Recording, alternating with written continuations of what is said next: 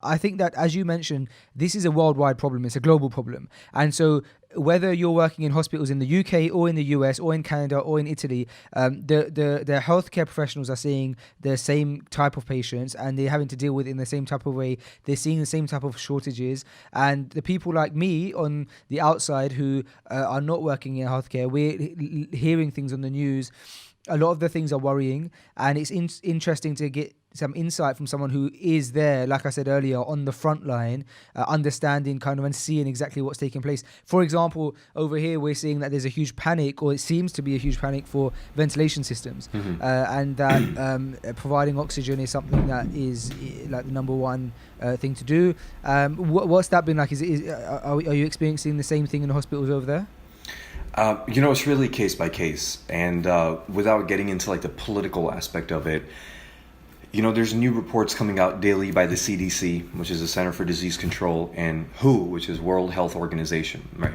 And they're giving you projected statistics on where we are today if we don't, utilize certain restrictions upon ourselves, such as social isolation, right? Or social distancing and the hand hygiene and all that. This is what can potentially happen in 14 days. This is what can potentially happen in 1 month. This is what can potentially happen in, 2 months and 3 months. Meaning, if you have this many detected cases now, this is how many deaths it can lead to. Well, if this many people get sick, this is the amount of equipment that you would require. So, think about it, right? The United States has roughly, 360 million, 300 million people.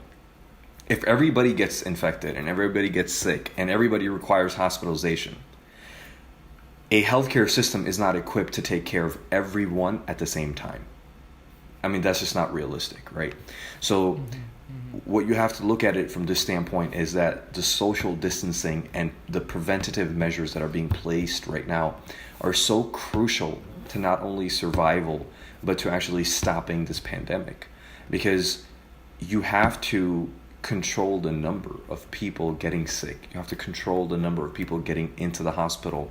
You have to control the number of people that are being placed on ventilators, right? And there is a shortage of ventilators because hospitals only have so many, states only have so many, countries only have so many, right? So right now, the federal government is supposed to put out about 1 million N95 respirators, right? And other PPE, and distribute them to hospitals, because right now we're being told that the hospitals, you have to reuse masks until they're soiled or until they fall apart. These masks, these N95 respirators, right, which you put on when you go take care of a patient in like a negative pressure room, like an isolation room, who may have tuberculosis or chicken pox or something like that, you're not supposed to reuse these masks, right? You're not supposed to be using these masks for a week or 2 week or 3 week period. They're not intended for that. But we're getting to a point where we have to reuse this stuff. So that's jeopardizing and putting at risk the healthcare provider and also the patients that we're seeing, because now we're kind of living off scraps here in the system.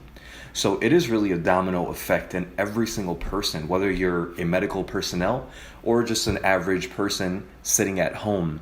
Everybody's playing a key part, man. And subhanAllah, when you think about it from just the deen aspect of it, right? And the hadith of the Prophet ﷺ where he says that, the human body, right? This ummah is like the human body, right? When one part of it aches, all of it aches. And wallahi, there has never been a truer time where we understand what it means to be an ummah, like one community.